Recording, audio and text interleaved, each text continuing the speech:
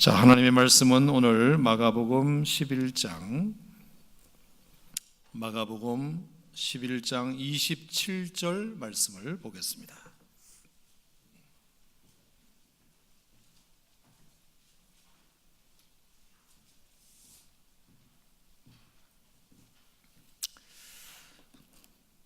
자, 순서를 따라서 마가복음 11장 27절.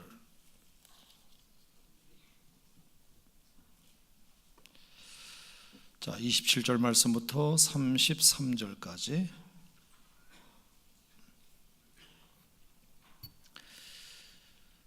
자, 이 계시의 말씀을 우리 다 같이 함께 봉독할 때에 성령께서 여러분들에게 친히 말씀해 주시기를 바랍니다. 다 같이 시작. 그들이 다시 예루살렘에 들어가니라.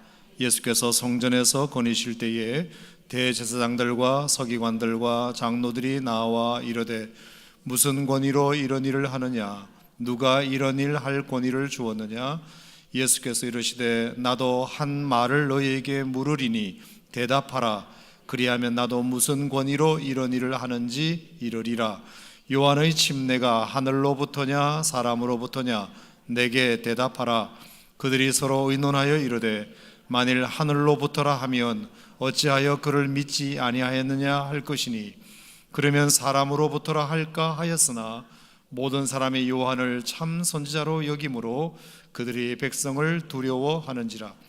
이에 예수께 대답하여 이르되 우리가 알지 못하노라 하니 예수께서 이르시되 나도 무슨 권위로 이런 일을 하는지 너희에게 이르지 아니하니라 하시니라.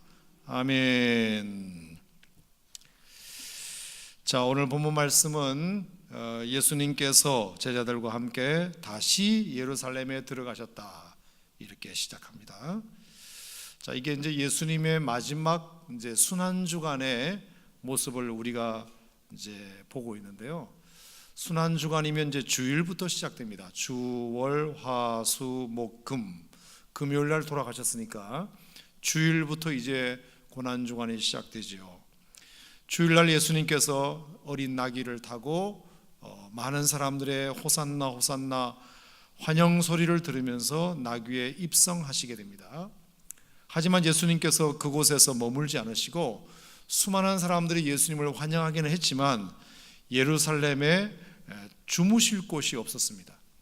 주무실 정말 방이 없었는지 아니면 주무시고 싶은 마음이 없으셨는지는 모르겠지만 좌우간 예루살렘에서 다시 나오셨습니다. 그래서 한 4-5km 정도 떨어져 있는 베다니, 나사로, 마르다, 마리아가 있는 베다니라는 마을로 가셔서 저녁에 주무시고 월요일 날 다시 오셔서 성전 청결 사건, 우리가 알고 있는 예루살렘 성전을 청결케 하는 사건, 또 무화과 나무 잎이 말라 있는 모습을 본 사건, 이런 등등의 이야기가 월요일 날 펼쳐졌었고요. 다시 월요일 날 저녁에 볼일을 보시고 다시 또 베다니로 나오셔서 나사로의 집에 주무셨던 것 같습니다. 그리고 나서 이제 화요일 아침이 되었습니다. 자, 오늘 여러분이 읽으신 이 말씀은 다시 예루살렘에 들어가니라, 이 말은 예수님의 고난주간에 화요일 날 일어난 사건을 말씀하고 있습니다. 자, 예수께서 성전에 거니실 때에 대제사장들과 서기관들과 장로들이 나왔다. 유대교 지도자들이죠. 대제사장, 서기관, 장로들이, 유대교 지도자들이 성전에 계신 예수님을 찾아오게 됩니다. 자, 이 유대교 지도자들을 다른 말로 표현하면 산헤드린 공회원이라고 말할 수 있습니다. 잘 아시는 대로 그 당시에 정치와 종교 분야에서 최고 의결 기관이 산헤드린 공회라는 의회였습니다. 그 공회원들이 장로들과 서기관들과 대제사장들이었습니다.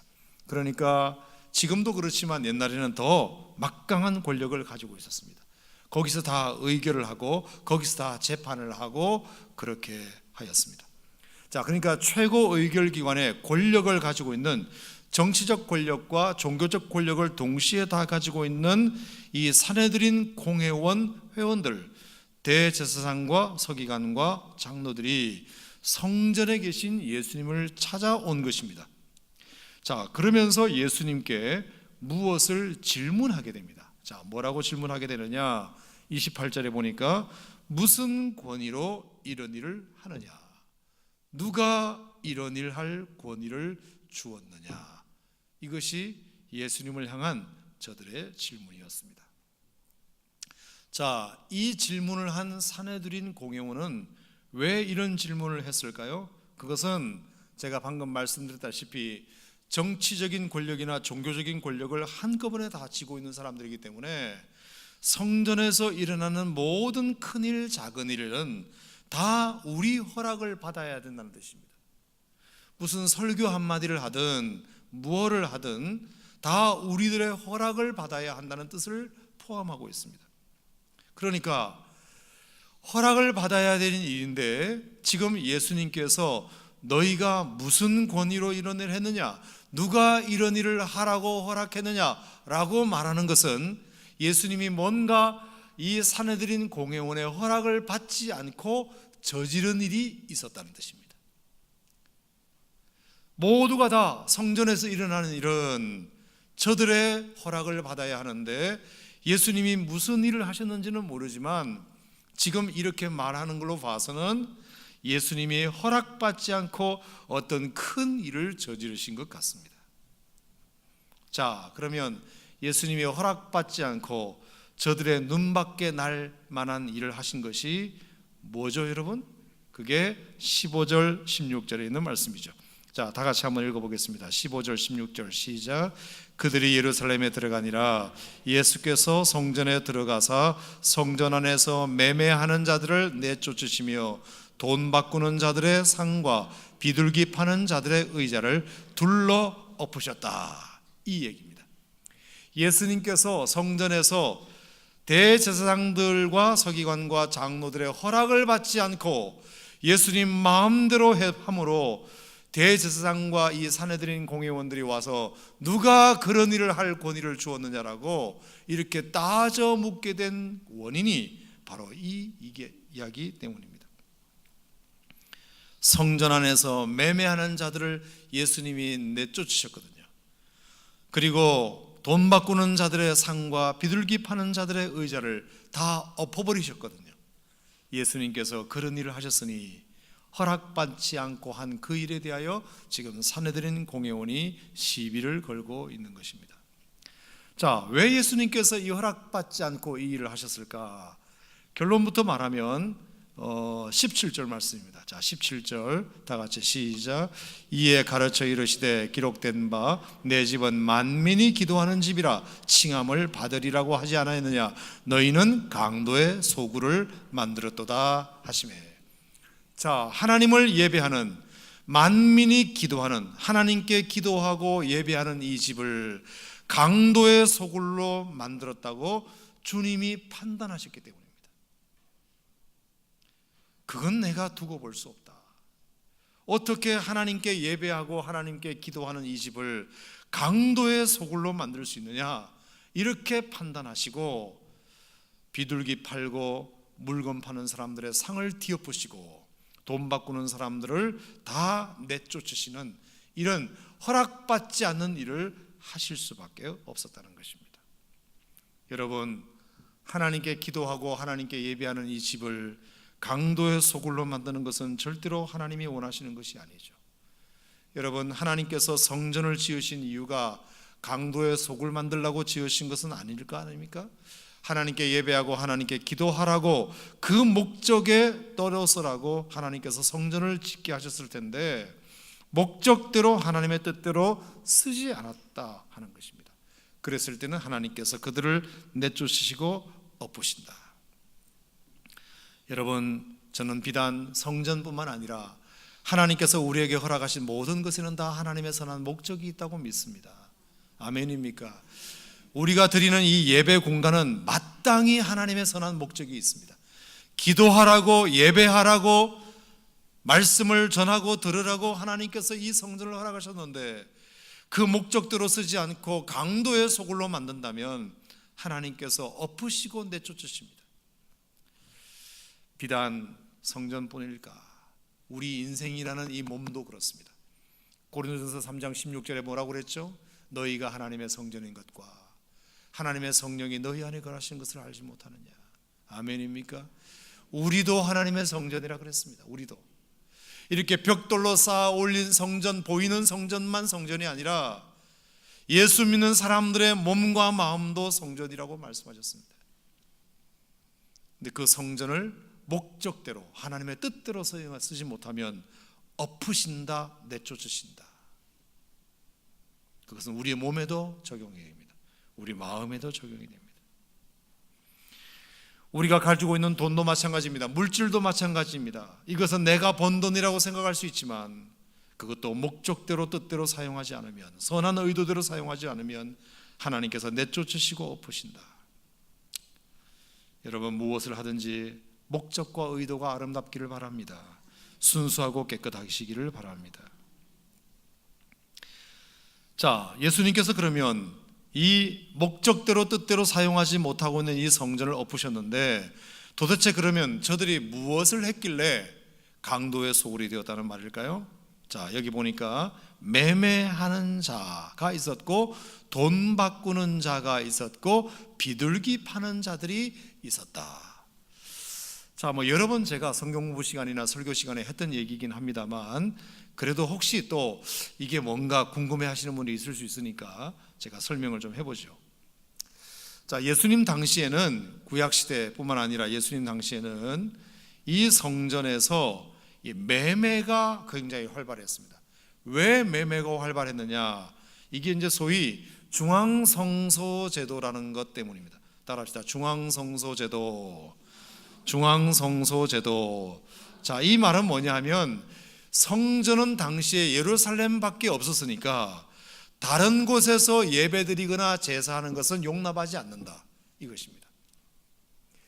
옛날에 북왕국과 남왕국이 갈라졌을 때 여로보암이 남왕국을 향한 북왕국 사람들의 마음을 잡기 위하여 베델과 단에 성소를 만들어 놓고, 우리가 굳이 예루살렘에 가야만 예배드릴 수 있는 건 아니다, 베델과 단에도 성소를 만들었으니 여기서도 예배해도 좋다라고 이렇게 만든 이후에 그 베델과 단에서 얼마나 타락한 예배 문화가 생성되었는지 모릅니다. 성전은 예루살렘에서만 있고 예루살렘에서만 예배 드려야 되는데 다른 곳에서 예배하는 것이 구약의 이스라엘 역사에 그렇게 좋은 예를 남기지 못했습니다. 그래서 이제 모든 성소는, 지방 성소는 다 제하고 예루살렘 성전만 예배할 수 있는 곳으로 그렇게 딱 정해놓은 것입니다. 그러니까 이스라엘의 이스라엘의 절기가 찾아오면 이스라엘의 유대인 남자들은 무조건 예배 제사를 드리기 위하여 예루살렘까지 와야 했습니다. 무조건 예루살렘에 와야 했습니다. 그게 중앙성소 제도입니다. 자, 그러면 제사를 드리기 위해서, 예배를 드리기 위해서 그냥 맨입으로 오는 건 아니잖아요. 자, 제사를 드리기 위해서는 뭐가 필요하죠? 제물이 필요합니다. 그 제물이 뭐죠? 양이나 소나 비둘기였습니다. 흠없는 양과 흠없는 소를 준비해야 했습니다. 가난한 사람들은 비둘기를 준비해야 했습니다. 그러니까 예를 들어서 예루살렘까지 그 더운 팔레스틴 지역에서 저 갈릴리 꼭대기에서 만약에 출발했다고 하면, 우리나라로 치면 중앙성소가 서울특별시 한복판에 있다고 치면 저 목포나 광주나 부산이나 울진이나 이런 곳에서도 짐승을 끌고 와야 되는 거예요. 흠없고 점없는 수컷 양과 염소를 끌고 가야 되는 겁니다. 제물을 끌고 가야 돼요. 거기 가야 되는가? 그러면 부산이나 광주 같은 데서 흠없는 소 한 마리를 끌고 출발했다 하더라도 하도 더운 날씨가 계속되다 보니까 대전쯤 오다가 추풍령을 넘다가 해롱해롱 해가지고 얘가 병들 수가 있단 말이에요. 근데 서울에 왔습니다. 예루살렘 성전까지 왔어요. 그러면 이제 검사하는 제사장들이 있어요. 이 양이, 이 소가 제물이 흠이 있는지 없는지를 검사하는 사람들이 있습니다. 근데 가만히 보니까 벌써 오랫동안의 여정을 여기까지 오느라 지쳐버려가지고 짐승들이 병이 걸릴 수 있잖아요. 그러면 출발할 때는 건강한 양이었지만 예루살렘까지 오느라 지쳐버려 가지고 병이 들었을 수도 있단 말이에요. 그러면 거기서 땡탈락, 불합격, 그래 버리면 그 사람이 부산까지 딱 갈 수 있습니까? 광주까지 갈 수 있습니까? 없습니다. 그래서 어떻게 해야 하겠느냐? 그래서 예루살렘 성전에 건강한 양 팝니다, 흠없는 소 팝니다, 이렇게 장사하는 사람들이 생긴 거예요. 그러니까 이건 완전히 대목이죠. 대목이죠. 그러니까 헐값에 자기 병든 소를 팔고 비싼 값에 팔 수밖에 없는 거예요. 여러분, 대목에는 평소에는 값이 적게 나가는 것도 사람들이 많이 찾으면 값이 올라가게 되어 있잖아요. 저 산 꼭대기 정상에 가면 아이스크림 하나도 500원 적혀 있는 것도 2,000원에 팔잖아요. 그래도 먹어야 되잖아요. 컵라면도 그렇잖아요. 그러니까 완전히 대목 장사죠. 그러니까 성전 주변에 이렇게 매매하는 사람들이 많아질 수밖에 없는 거죠. 그걸 모를 리가 없잖아요. 장사하는 사람들은 기가 막히게 어디서 돈을 벌 수 있는지 다 알기 때문이죠. 돈 냄새를 맡는다잖아요. 그 다음에 돈 바꾸는 사람들이 있다 그랬습니다. 그러면 성전에 돈 바꾸는 사람은 왜 있었느냐? 자, 이스라엘 남자들이 절기가 되어서 성전에 가서 제사를 드리려면 제물도 준비해야 되지만 성전세라는 세금도 준비해야 됩니다. 그게 종교세와 같은 거죠. 종교세. 지금도 유럽에 가면 이제 종교세라는 것이 다 있어요. 그 종교세를 국가가 국민으로부터 걷어가지고 교회 목사님들, 목회자들을 월급을 줍니다. 그걸로. 자, 그 당시는 신정국가였기 때문에 당연히 이런 제도가 있었습니다. 자, 그런데 성전 세금을 바쳐야 되는데 화폐가 유태인의 화폐로만 받아요. 유태인의 화폐로만. 반드시 성전 세금은 유태인의 화폐로만 내게 돼 있어요. 자, 그런데 그 당시가 유대인 사회는 시장에서는 어떤 화폐가 통용되었냐면 로마 화폐가 통용되었습니다. 왜? 그 당시는 로마가 지배하고 있었기 때문에 시장에서 화폐가 로마 화폐가 통용되고 있었어요. 그러니까 유대인들도 다 시장에서 물건을 사고 팔 때는 로마 화폐를 쓰다가 성전 세금을 낼 때만 유대인의 화폐로 바꿔서 내야 되는 거예요. 그러니까 로마 화폐로는 안 받지, 내가 가지고 있는 돈은 로마 화폐지, 내는 것은 유대인의 화폐로 내야 되지. 그러니까 뭐가 필요합니까? 교환소, 환전소가 필요한 거예요. 익스체인지 뱅크가 필요한 거예요. 그러면 거기에서 뭐가 생겨요? 환차익, 환차손이라는 것이 생겨요. 우리나라 환율이 뭐 1,200원이 원달러다. 그러면 뭐 1,100원이 원달러다. 그러면 이 오산의 하나은행이나 외환은행 가면 1,100원에 바꿔주는 것을 인천공항 가면 2,200원 줘야 바꿔주잖아요. 그러니까 이것도 대목인 거예요. 그러니까 돈 바꾸는 사람들이 예루살렘 성전 앞에 진을 치고 있어서 자, 돈 바꿔드립니다. 돈 바꿔드립니다. 그러면서 로마 화폐를 받아가지고 유대인의 화폐로 바꿔주는 거예요. 그러면 평소에는 유대인의 돈 100원 주면 로마 화폐 100원을 주면 유대인의 화폐 100원을 바꿔줬는데 이게 대목이 되면 갑자기 200원으로 뛰는 거죠. 이렇게 장사가 돼야 안 돼요? 되죠. 그러니까 예루살렘 성전 주변에 그러니까 매매하는 사람들, 돈 바꾸는 사람들이 당연히 많아질 수밖에 없죠. 6월절 같은 절기가 되면. 그 당시 제가 이렇게 오늘 자료를 조사해 보니까 6월절 날 유대인 남자들이 기간 동안 예루살렘 성전에 제물을 끌고 찾아오는 인원이 많게는 200만 명까지 됐대요. 200만 명까지. 완전히 이것은 대박 장사예요. 대박 장사. 돈을 벌려면 그런 데서 벌어야 되는 거예요. 그런 데서. 자, 그러면 장사하는 사람 입장에서는 좋은 자리를 차지하려고 난리법석이겠죠. 거기도 명당 자리가 있지 않겠습니까? 명당 자리. 그러면 그 명당 자리를 아무나 주나요? 아무나 주나요? 자, 거기에는 누군가 위에 몸통이 있습니다. 몸통이. 그게 대제사장이에요. 성전의 대제사장이 자리를 주는 겁니다. 자리세를 받고 자리를 주는 것입니다. 가장 좋은 목에는 돈 비싼 자리세를 낸 사람한테 그걸 주는 거죠. 항상 뭐든지 다 이렇게 고리가 있어요. 고리가 있어요. 그래서 가난하고 순수한 백성들의 돈을 갈취하여 장사하는 사람들이 그걸 먹으면 거기에 몇 퍼센트를 대제사장에게 상납하는 거죠. 그러면 그 대제사장은 사두개파 출신 중에서 되는데, 대제사장은 누가 임명하느냐? 헤롯 대왕이 임명합니다. 헤롯 대왕. 그 당시 분봉왕, 예수님께서 태어날 당시에 2살 아래의 사람들을 다 죽여버리라고 명령했던 그 헤롯 대왕, 헤롯 대왕에게 그것을 바치는 거예요. 상납을 또 하는 것입니다. 그 헤롯 대왕은 누가 임명한 것입니까? 로마의 황제가 임명한 사람입니다. 그러니까 로마의 황제에게 헤롯 대왕은 또 갖다 바쳐야 됩니다. 여러분, 이게 그러니까 얼마나 예수님이 그것을 모를 리가 없고, 어떻게 이룰 수 있느냐? 어떻게? 헤롯 대왕은 그것을 대제사장으로부터 상납받아 가지고 로마 황제에게 갖다 바쳐서 자기의 정권을 유지하고, 대제사장은 성전을 통할하는 대제사장은 헤롯 대왕이 임명하니까 자기를 계속해서 임명해 달라고. 그 당시 안나스가 대제사장이었고 사위가 가야바였는데, 안나스와 가야바 장인어른과 사위와 계속해서 이어져서 대제사장을 대물림할 수 있도록 그것을 봐주는 사람이 헤롯 대왕이었고, 그러면 안나스는 또 어딘가 돈이 나와야 되니까 결국은 절기 때마다 돈 바꾸는 사람, 매매하는 사람들 장사로부터 자릿세를 받고, 그 사람들은 상납을 해야 되니까 백성들로부터 갈취할 수밖에 없고,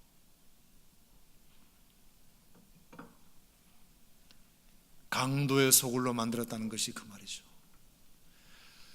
하나님 앞에 예배드리고 기도하는 장소로 만든 이 예배당과 이 성전을 강도의 소굴로 만든 것을 그냥 볼 수가 없는 것입니다. 그러니까 예수님께서 정의의 사도로 젊은 나이지만 이것저것 볼 것 없이 그것을 뒤엎으신 거죠. 그러니까 어떻게 되겠습니까? 대제사장이 볼 때 깜짝 놀라는 거죠. 이걸 누구 허락받고 이런 짓을 했느냐? 성전에서 모든 하는 일은 다 우리의 허락이 있어야 되는데, 예수 당신은 누구 허락받고 이런 일을 했느냐라고 묻는 것입니다. 여러분, 왜 이 사람들이 이렇게 발끈했을까요?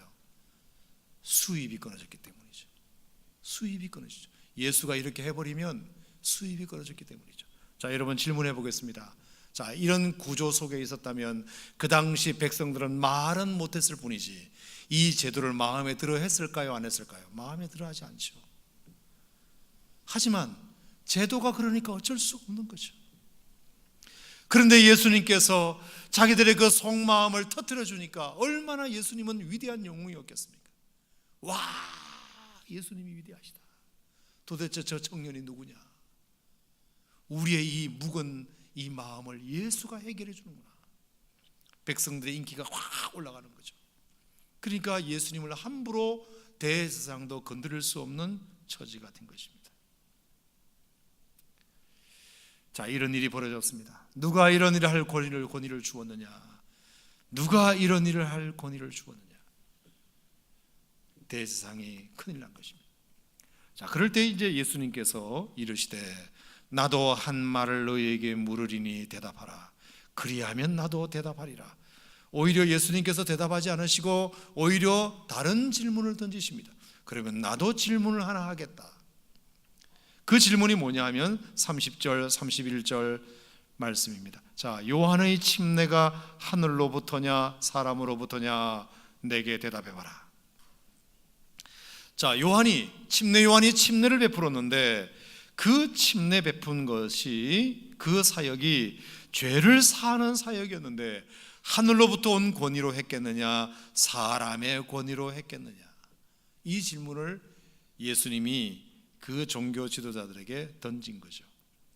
근데 그들이 31절에 보니까 대답을 선뜻 하지 못하고 서로 의논했다고 되어 있습니다. 서로 그들이 의논하여 이르되, 자, 두 가지 때문에 의논합니다. 첫째, 만약에 하늘로부터라고 하면 어찌하여 그를 믿지 아니하였느냐 할 것이니, 만약에 침례 요한이 하늘로부터 온 권위로 침례를 베풀었다고 한다면, 그가 그렇게 죄를 사했다고 하면 너희들이 왜 침례 요한을 믿지 않고 침례 요한을 죽였느냐? 침례 요한을 죽이는 일에 동조했느냐?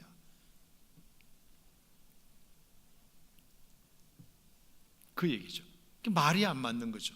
자, 그러면 사람으로부터 온 권위를 가지고, 사람의 권위를 가지고 이것을 했다고 말하면 모든 사람이 요한을 참 선지자로 여김으로 그들의 백성을 두려워하는지라. 백성들을 두려워하게 되었다. 사람의 권위로, 요한은 별거 아닌 사람이야, 자기가 자기 권위로 이 일을 했다고 말하면 그동안 요한을 좋아하는 수많은 사람들, 요한의 제자들이 들고 일어날 것이다. 백성들이 들고 일어날 것이다. 그러니까 이 사내들인 공회의원들이 어떻게 대답할 수가 없어 가지고 머뭇머뭇하게 됐던 것입니다. 그래서 33절에 이에 예수께 대답하여 이르되 우리가 알지 못하노라. We don't know what to say. 우리가 뭐라고 해야 될지 우리는 알지 못하노라. 그렇게 얼버무리면서 대답이 넘어가게 됩니다. 자, 그러니까 무슨 권위로 이런 일을 하였느냐라고 공격하려다가 자신들이 오히려 멋쩍어진 꼴이 된 것입니다. 자, 오늘 제가 이 얘기를 통해서 여러분과 잠깐 이런 묵상을 좀 나누고 마치려고 하는데요, 사실 그들이 진정한 하나님을 사랑하는 지도자가 맞다면 예수님께 질문할 것이 아니라, 예수님을 공격할 것이 아니라, 누가 이런 권위로 이런 일을 하라고 허락했느냐라고 되물을 것이 아니라 우리가 참 잘못했구나라고 자기들이 깨달았어야 진정한 종교제자죠.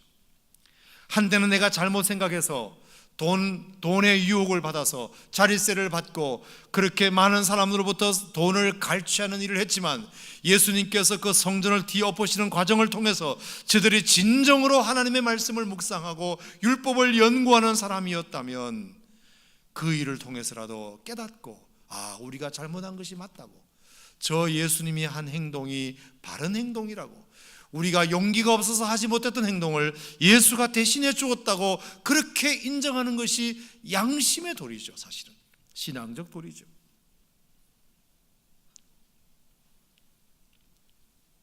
우리가 잘못한 것이 맞다고, 겉으로는 편의를 제공한다고 이 일을 시작했지만 속으로는 돈을 챙기기 위함이었음을 내가 다 들켜버렸구나.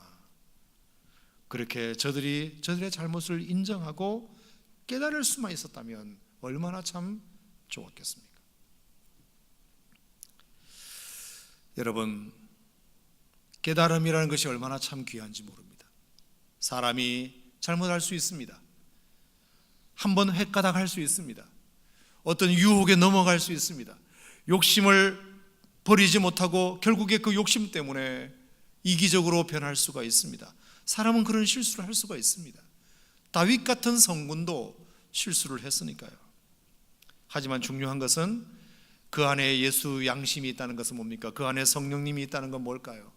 내가 정말 예수님을 믿는다는 건 뭘까요? 잘못한 것을 뒤늦게라도 깨닫는 데 있는 것 아닙니까? 깨닫는 데. 아멘.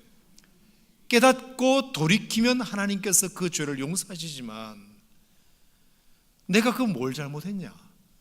그럴 수도 있는 것 아니냐?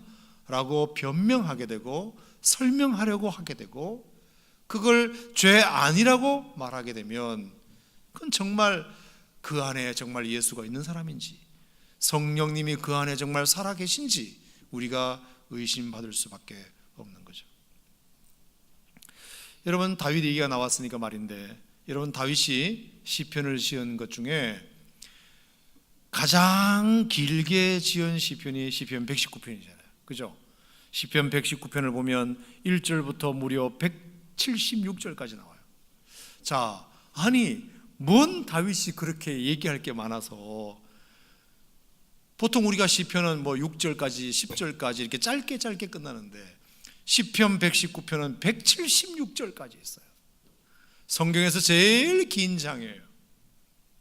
그래서 제가 한 번은 도대체 다윗이 무슨 기도를 그렇게 할 게 많았는가, 뭘 그렇게 하나님 앞에 기도할 제목이 많았는가를 제가 보면서 하나 발견한 것이 있습니다.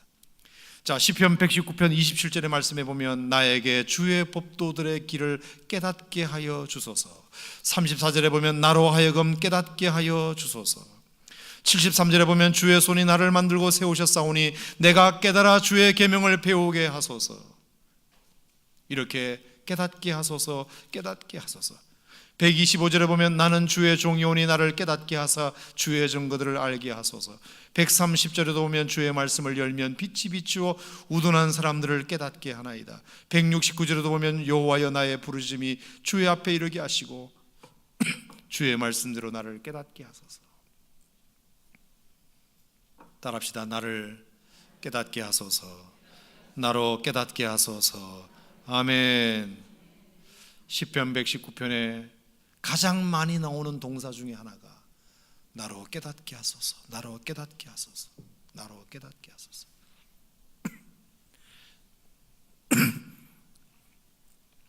성경의 모든 인물들을 통틀어서 다윗이 가장 위대한 영상가 중에 하나였던 이유는, 그리고 하나님의 마음에 합한 다윗이 될 수 있었던 이유 중에 하나는 그가 날마다 하나님 앞에 기도하기를 주님 오늘도 제가 깨닫는 삶을 살기 원합니다. 깨닫게 해 주시옵소서. 깨닫게 해 주시옵소서. 하나님의 사랑을 깨닫고 나의 허물을 깨닫고 주님의 사명을 깨닫고 말씀을 깨닫고 하나님 제가 우둔하오니 오늘도 내가 깨닫게 해 주시옵소서. 그 기도를 참으로 무지 많이 했던 사람 중에 한 사람이 다윗입니다. 어리석은 사람과 지혜로운 사람의 차이는 뭐죠? 성숙하지 못한 사람과 성숙한 사람의 차이가 뭐죠? 잘 깨닫느냐 못 깨닫느냐. 잘 깨닫는 사람은 성숙한 사람. 여전히 찌르고 찔러도 들려주어도 깨닫지 못하는 사람, 그건 다 남 얘기지 뭐 내 얘기야. 그냥 흘려버리는 것이죠. 무주의 맹청, inattentional deafness, 무주의 맹청. 아무리 말씀을 전해도 그것이 내 귀에 들리지 않는 거죠. 내 귀에. 우리가 책을 읽고 있으면 오산역입니다 라고 지하철에서 말해도 들리지 않는 것처럼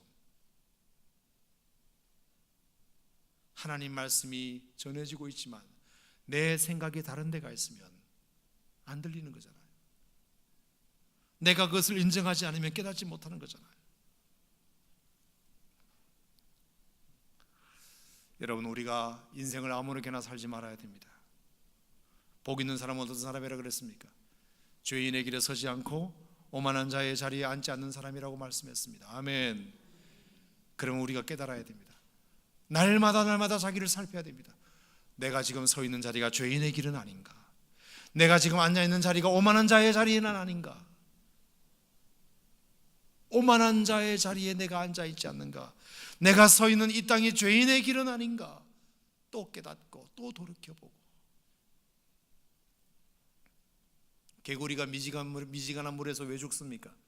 미지근한 물에서 개구리가 죽을 리만 무하지만 미지근하다고만 생각하고 서서히 밑에서 군부를 뗄 때 개구리는 변온동물이기 때문에 계속해서 몸의 온도를 거기에 맞춰가다 보니까 나중에는 자기 몸이 익어가는 것도 모르고 죽어간다. 사람들은 갑작스러운 변화에는 깜짝 놀랍니다. 뻔한 죄는 무섭게 생각합니다. 하지만 작은 것은 잘 판단하지 못합니다. 이거는 뭐 되는 거 아니냐, 요 정도까지는 뭐 되는 것 아니냐, 이런 것들은 남들도 다 하는 것 아니냐, 이렇게 적당히 타협하면서 조금씩 자기의 마음을 허용하다 보면 결국에 뜨거운 물도 이제 느끼지 못하는 시대가 되는 거죠. 날마다 하나님의 말씀이 우리를 찌른다는 것, 여러분 축복으로 하시길 바랍니다. 사탄이 우리를 개구리로 알고 서서히 여러분 밑에서 군부를 뗄 수도 있습니다. 지금도.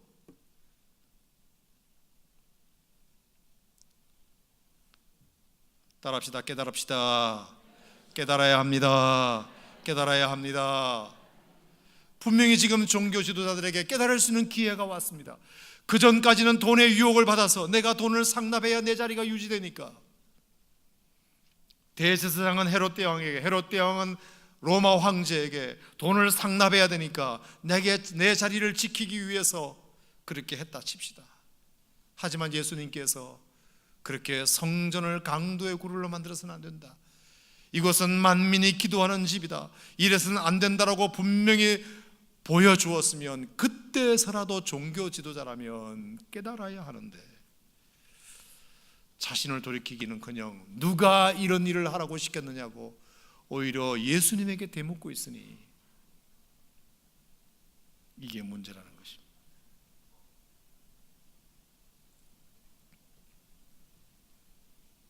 이 기득권, 자기가 이미 누리고 있는 것, 예수가 하는 행동이 아무리 옳아도, 그것이 옳아도 내가 가지고 있는 것을 쉽게 내려놓지 못하는 거죠.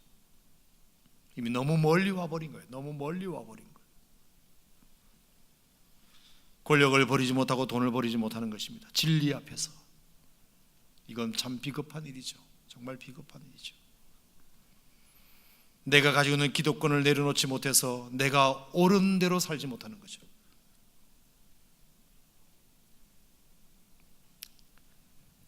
이 기득권 때문에 지금까지 누리고 있는 것을 포기하고 싶지 않은 거죠. 여러분, 예수님께서 이 땅에 말씀이 육신에 대해 오실 수 있었던 것은 철저한 기득권 포기 아닙니까? 너희 안에 이 마음을 품으라 곧 그리스도 예수의 마음이니, 그는 근본 하나님의 본체이시지만 하나님과 동등됨을 취할 것으로 여기지 아니하시고 오히려 자기를 비워 종의 형체를 가져 사람들과 같이 되었던 것. 자신의 기득권을 포기하지 않으면 절대로 말씀이 육신이 되어 이 땅에 오실 수 없습니다. 그분이 말씀이 육신이 되어 이 땅에 오시지 않았다면 여러분과 저의 구원은 지금까지도 없습니다. 우리가 예수님을 따르는 작은 예수라고 한다면 우리가 다시 한번 생각해야 합니다. 정말 진리를 붙들고 정말 하나님이 원하시는 것이 무엇인지 안다면, 내가 그것 때문에 내가 손해보는 일이 있다 하더라도, 내가 내려놓고 포기해야 할 일이 있다 하더라도 우리가 그것을 내려놓을 수 있을 때 진리가 여러분들을 붙잡을 줄로 믿습니다. 자, 그렇다면 왜 사람들은 깨닫지 못할까요? 제가 누군가의 강의를 들었어요.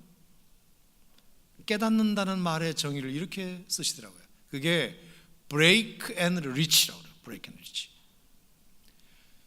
깨다와 닫다의 합하진 말이 깨닫다. 왜? 호두알을 먹으려면 호두 껍데기를 깨야 되잖아요. 깨야 되잖아요. 그 안에 있는 것을 먹으려면 깨고 들어가야 닿을 수 있잖아요. 깨야 닿을 수 있잖아요.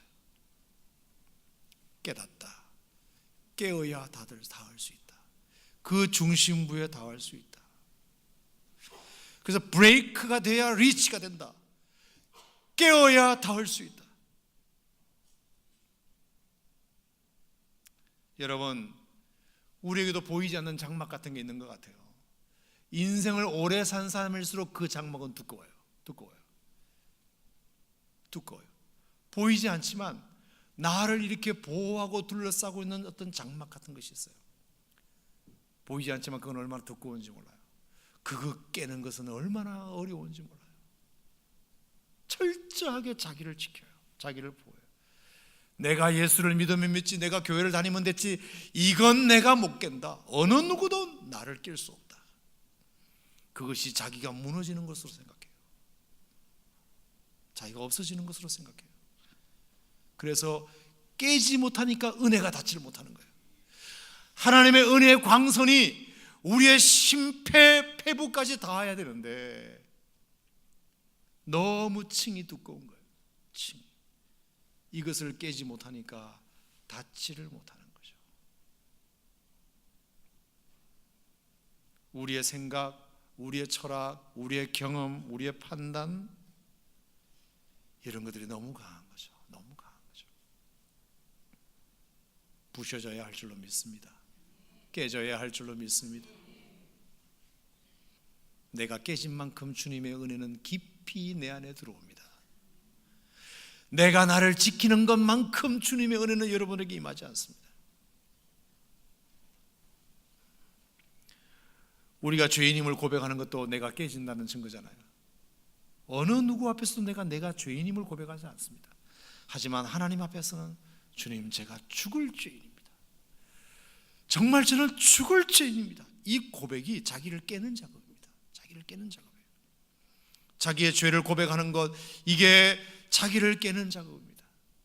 자신의 의로 똘똘 뭉쳐져 있어서 절대로 깨지 않고 필요한 것만 얻어가는 이런 형태로는 우리가 정말 예수를 제대로 믿을 수가 없습니다. 나쁜 사람만 깨져야 되는 것이 아닙니다. 착한 사람도 깨져야 합니다. 돈으로도 못 갑니다. 마음 착해도 못 갑니다. 하나님 나라 믿음으로만 가는 것입니다. 마음 착해서 의롭게 살았다고 해서 천국 갈 수 있다면 굳이 예수를 믿을 필요가 없습니다. 도덕과 윤리만으로 예수를 천국 갈 수 있다면 굳이 우리가 전도할 필요가 없습니다. 아무리 착하게 사람도, 아무리 의롭게 산 사람도 그가 죄인임을 고백하고 자기를 깨지 않으면 천국 갈 수 없습니다. 믿음 가질 수 없습니다. 망나니로 세상을 살았던 사람만이 자기를 깨야 하는 것이 아니라 착하게 살았던 사람도 자기를 깨야 됩니다. 그게 자기 의가 될 수 있습니다.